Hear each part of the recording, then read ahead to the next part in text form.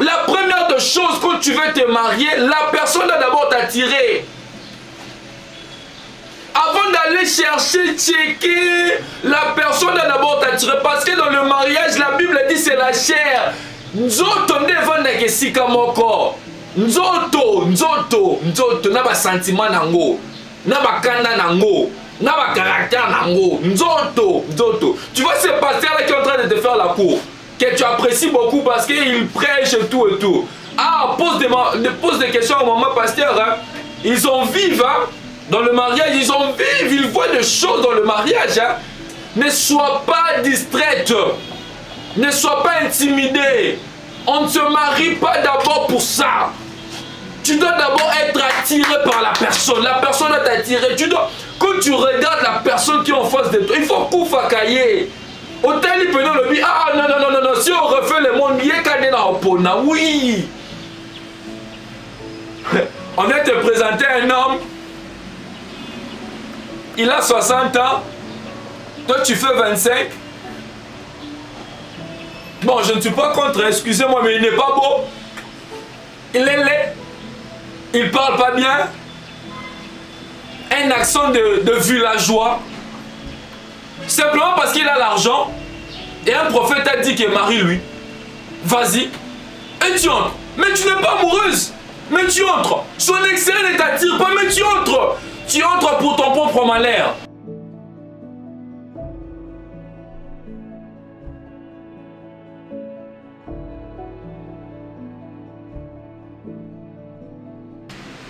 Shalom, cher Internet. Shalom, enfants de Dieu. Nous sommes très contents, très heureux de nous retrouver encore en ce jour au devant de cette caméra pour vous annoncer la parole de vie, la parole de l'Éternel. C'est le docteur David Patrick Chitenga. Je suis pasteur responsable de l'église COM, extension UPEN. Et nous sommes ici dans le cadre du ministère Mon mariage, mon combat. Dans le cadre de l'émission Mon mariage, mon combat. Et nous voulons vous inviter très nombreux à liker cette vidéo, à partager cette vidéo. Nous voulons vous inviter nombreux à vous abonner sur notre chaîne COM TV afin de suivre chaque jour cette émission qui parle du combat de mariage. De vous inscrire également sur la chaîne Christ Aigle TV et sur la chaîne CPLAS TV. Nous voulons aussi vous inviter à nous suivre sur notre compte Facebook David Patrick Chitenga. Donc COM TV, Christ Aigle TV, CPLAS TV. Aimez, suivez-nous quotidiennement sur ces chaînes-là. Aujourd'hui, nous allons parler d'un thème dans le cadre de notre mission Mon mariage, mon combat. Nous allons parler d'un thème très important, très bénissant qu'on a intitulé Danger. Je me suis marié à cause de la prophétie. Danger. Je me suis marié à cause de la prophétie. Bien-aimés, chers Internet, aujourd'hui, la plupart de mariages, surtout la jeunesse, le jeune qui se marie aujourd'hui, au bout d'une année, au bout de 2 ans du mariage, nous connaissons, nous rencontrons beaucoup de divorces et de ruptures. Tu vois des gens qui se sont déchirés en 1000 morceaux pour entrer dans le mariage. Mais une fois qu'ils sont dans le mariage, à peine une année, à peine 2 ans, on t'appelle Daddy. Approche, viens. Qu'est-ce qui se passe? Nous voulons divorcer. Pourquoi? Regarde, j'ai découvert ça. Et je trouve que ça ne marche pas. On doit arrêter. Je ne peux pas continuer. Voilà pourquoi nous avons créé pour vous cette émission Mon mariage, mon combat. Il y a beaucoup des émissions sur le mariage sur internet, à la télé, dans les églises, les conférences. Mais la particularité de cette émission, c'est une émission qui parle du combat du mariage. Les réalités du mariage, lutter dans le mariage et remporter la guerre du mariage. Car le mariage, j'aimerais te dire que ce n'est pas un lieu de repos. Quand tu entres dans le mariage, c'est comme un boxeur qui vient d'entrer sur les rings. Et quand on entre sur les rings, c'est pour combattre afin de gagner. Et le mariage aussi, c'est ça. Mais j'aimerais d'abord vous inviter à lire le livre de Genèse, le chapitre 2, le verset 24. La Bible dit, c'est pourquoi l'homme quittera son père et sa mère et s'attachera à sa femme. Et la Bible précise la dernière partie, et ils deviendront une seule chair. Quand on parle de la chair, on parle de ce qui est extérieur, on parle du côté sentimental, on parle du côté physique de la personne. La Bible dit, et ils deviendront une seule chair. La Bible n'a pas dit qu'ils deviendront un même esprit. La Bible parle de la chair. Je me suis marié à cause de la prophétie. Voilà pourquoi tu es en train de vivre le calvaire dans ton mariage. Parce que j'aimerais d'abord parler à celui qui est célibataire ou celui qui est fiancé, qui veut entrer dans le mariage et qui veut se marier à cause de la prophétie. Tu sais, dans le mariage, le prophète, la prophétie ne sera pas là. Dans le mariage, le prophète n'est pas là.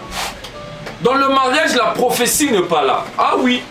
Dans le mariage, tu seras seul face à la réalité de ta propre vie. Tu vois le prophète qui est en train de te bousculer, de te pousser, de te motiver, d'entrer dans le mariage. J'ai vu, c'est l'homme de ta vie, c'est l'homme de ta vie, c'est la femme de ta vie. Dieu me dit de te dire, si tu te maries à une autre personne, ta vie sera bousillée. Écoute-moi bien, bien-aimé, écoute-moi bien.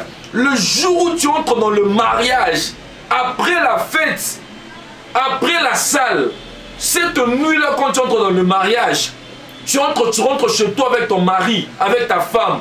Vous êtes à deux. Le prophète, la prophétie n'est plus là.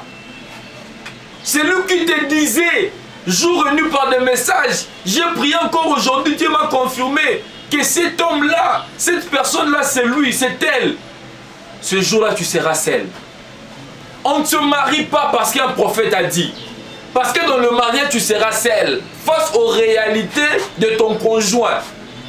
Face à la vraie personne de ton conjoint, de ta conjointe. Seul. Le prophète n'est pas là. La deuxième des choses, on ne se marie pas par une vision. Parce que dans le mariage, les rêves ne seront pas là. Tu vois les rêves que tu es en train de faire là? Non, le frère est en train de me faire la cour. J'étais en train de dormir. Et quand je dormais, j'étais en train de rêver. Il me donnait des pots de fleurs, il me donnait des fleurs. Il me donnait des bouquets de fleurs, aurais-je dit. J'étais en train de rêver. On était dans un restaurant et notre pasteur nous bénissait. Ma soeur, le jour où tu entres dans le mariage, tu vois ces rêves-là, ça ne sera plus là. Tu seras face à la réalité. Tu vois l'homme que tu vois chaque jour après le culte, bien habillé, costume et tout parlant langue. Quand tu entres dans le mariage, tu seras seul, face à la réalité de sa vie. Et le rêve que tu es en train de faire, le rêve que tu effectuais quand tu étais encore chez toi, tu verras que dans le mariage, face à la réalité, tu ne le feras plus. Et tu te poseras la question, mais le rêve que je fais, c'est que Dieu est en train de me montrer. Mais pourquoi dans le mariage je ne le vis pas? Pourquoi la gloire que je voyais dans la vision, je ne la vis pas dans le mariage? Ah, la première des choses, tu te maries sur base de la prophétie ou bien de la vision. Or, on ne bâtit jamais mariage sur base de la prophétie ou de la vision. Parce que dans le mariage, la vision et la prophétie ne sera plus là. On ne se marie pas sur base de la famille. Parce que dans le mariage, la famille n'est pas là. C'est ta maman qui te dit, ma fille, marie-toi à cet homme. Ma fille, tu sais que moi je suis du combat spirituel. Bon, je ne parle pas de Maman Lang, mais je suis du combat spirituel. Je parle de tous les chrétiens qui sont dans le combat spirituel. Je prie, je chasse les démons, Dieu me parle. Attends, la pression que ta maman est en train de te mettre, le jour où tu entres dans le mariage, tu te retrouves seul. C'est quoi ça?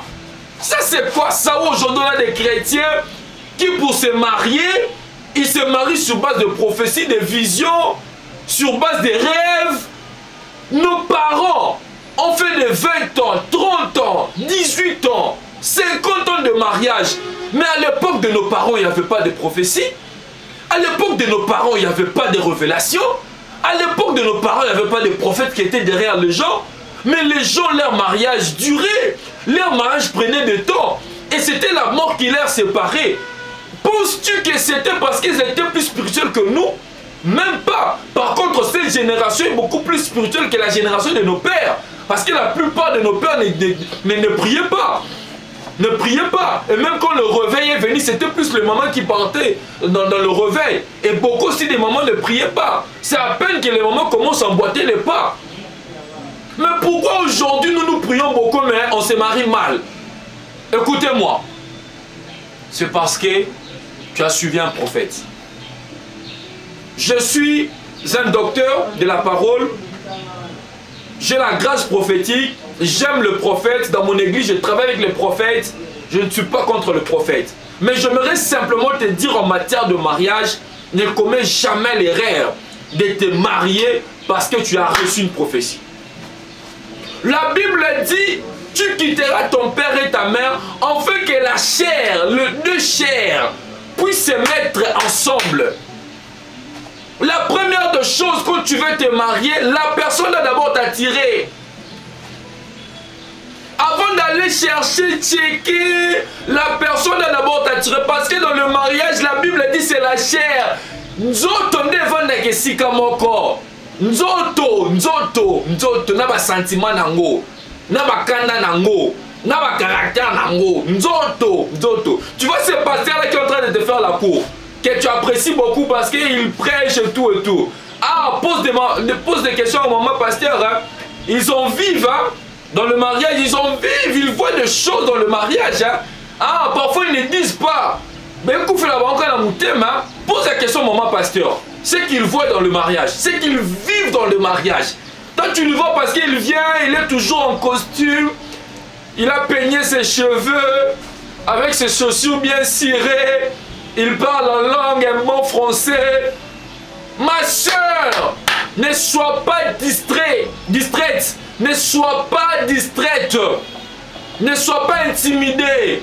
On ne se marie pas d'abord pour ça. Tu dois d'abord être attiré par la personne. La personne doit t'attirer. Quand tu regardes la personne qui est en face de toi, il faut qu'on fasse cahier. Ah non, si on refait le monde, oui. Parce que quand la spiritualité ne sera plus là, écoute, je vais te dire quelque chose. Est-ce que tu sais que la spiritualité a été toujours à dents dessus? Tu sais ça? La spiritualité a été toujours à dents dessus. Qu'on ne te trompe pas. Il n'y a aucun pasteur, aucun big prophète, aucun big manager révélationnel prophète sur la terre qui a été toujours haut sur la spiritualité. C'est faux. Il y a des temps où la spiritualité baisse. Parfois, la crainte de Dieu, elle reste. Mais la vie de prière, elle peut baisser compte tenu du temps, des difficultés, de l'adversité du monde. Tu n'as plus le temps. Ou bien tu as le temps, mais tu as plus de soucis. Tu n'as plus la motivation de prier. Ça arrive. Ça arrive. Et quand ces choses-là baissent, maintenant quand le corps prend le dessus, qu'est-ce qui maintient l'harmonie dans le mariage? C'est ça. Quand tu regardes ton partenaire, tu es amoureux. Tu regardes ton conjoint, tu es amoureux. Tu regardes ton conjoint, tu es amoureuse. Tu es attiré par lui. La Bible dit, et deux deviendront la chair. Ma sœur, la chair. On vient te présenter un homme. Il a 60 ans. Toi, tu fais 25. Bon, je ne suis pas contre, excusez-moi, mais il n'est pas beau. Il est laid. Il parle pas bien. un accent de villageois, simplement parce qu'il a l'argent, et un prophète a dit que marie-lui. Vas-y, et tu entres. Mais tu n'es pas amoureuse. Mais tu entres. Son extérieur ne t'attire pas, mais tu entres. Tu entres pour ton propre malheur. Tu es en train de lier ta propre vie. Et un jour, tu chercheras d'en sortir. Parfois, ça sera trop tard. Tu seras en train de regarder les enfants, la réputation. Tu t'étais dit que moi, je ne vais jamais divorcer. Attends, ma soeur, pour toi, tu t'es toujours dit que tu ne divorceras jamais de ta vie.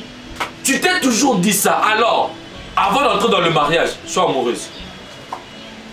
Je ne dis pas que c'est ça les socles du mariage. Non. Je suis simplement en train de dire c'est très dangereux d'entrer dans le mariage sans pour autant être attiré, sans pour autant avoir l'attraction. L'attraction. L'attraction. Ce qui est exact, si cela n'existe pas, j'aimerais te dire, ah, tu fais fausse route. Parce que ceux qui ont fait les choses comme toi aujourd'hui, ils regrettent d'avoir fait les choses de la sorte. À part ça, il y a aussi, tu dois être amoureux de ton partenaire. Tu dois être attiré physiquement par ton partenaire. Genèse chapitre 2, le verset 25. La Bible est. J'étais en train de dire Genèse chapitre 2, le verset 25. La Bible dit ce qui suit. L'homme et sa femme étaient tous deux nus. Ça, c'est la première partie de notre lecture. Il y a beaucoup d'hommes de Dieu qui lisent ça, mais ils ne tirent pas trop d'attention. Il y a beaucoup d'enfants de Dieu qui lisent ça, mais ils ne tirent pas trop d'attention.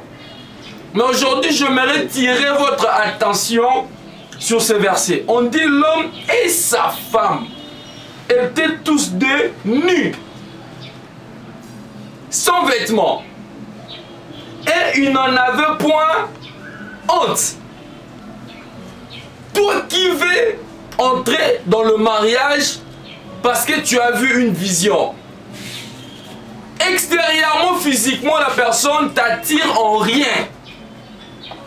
Le jour où toi et lui, toi et elle, vous serez tous des nus. Excusez-moi.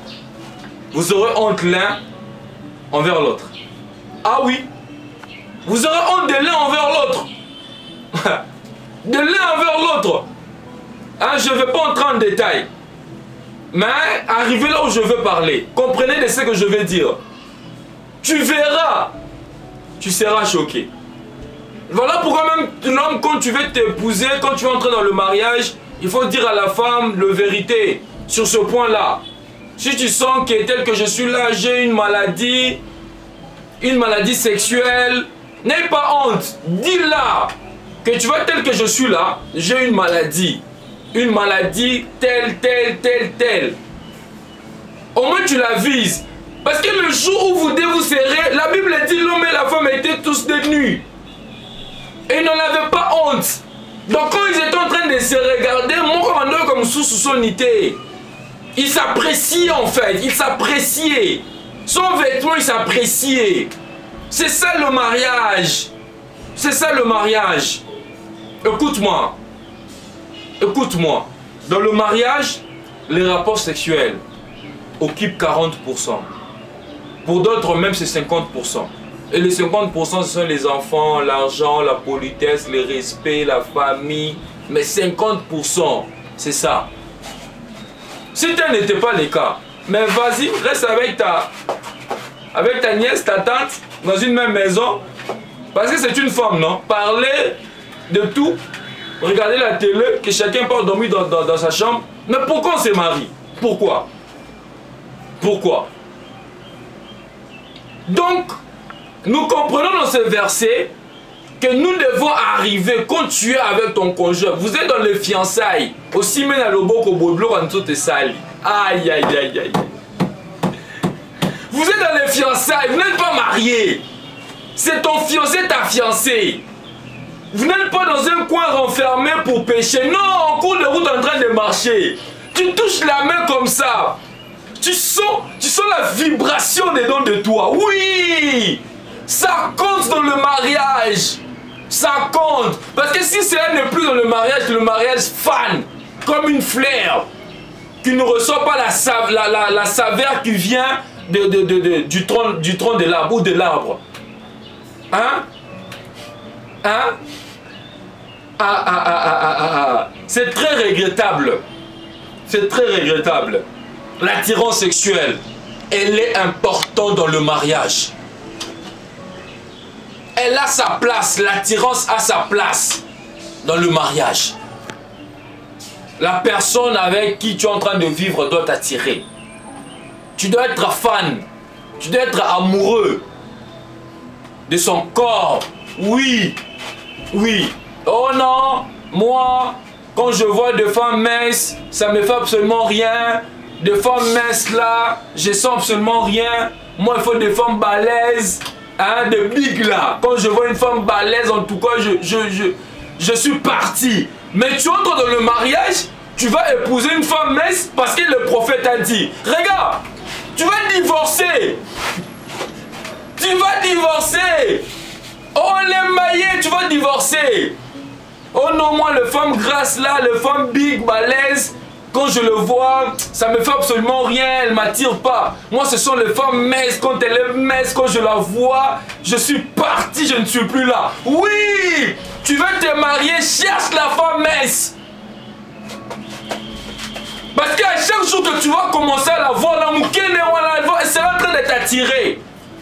Et parfois, ça te sera difficile d'aller voir ailleurs. Oh non, moi, j'aime des femmes claires. Claire de teint, et puis soit permetté. Donc, là, ils ont un mouké, ils ont un nez, ils ont un là, ils ont un cousin, ils ont un mais ils ont un pembe. Ma soeur, mon frère, ces critères-là, ça compte. Dieu te l'a donné dans le cœur, il sait pourquoi. Ce n'est pas un péché, Dieu n'est pas contre ça. La Bible dit l'homme et la femme étaient tous des nus et deux. Personne n'avait honte de l'autre. La propreté, le corps. Là maintenant je suis en train de te parler. Là j'étais en train de parler de toi envers l'autre. Maintenant là je te parle à toi maintenant. La propreté. La propreté. Sois propre. Sois propre. Ma soeur. Sois propre. Mon frère, sois propre. Fais un effort d'être bien coiffé. Hein? Même si tu as des problèmes, achète le lait de beauté, applique. Fais un effort d'être bien, d'être propre. La femme fait un effort d'être propre au devant de ton mari. Hein? Tu dois combattre pour être une bénédiction. Tu dois combattre pour une bénédiction. C'était le docteur David Patrick Chitenga, pasteur responsable de l'église COM Extension Ipen. Que Dieu vous bénisse, que Dieu vous rende au centuple. Amen.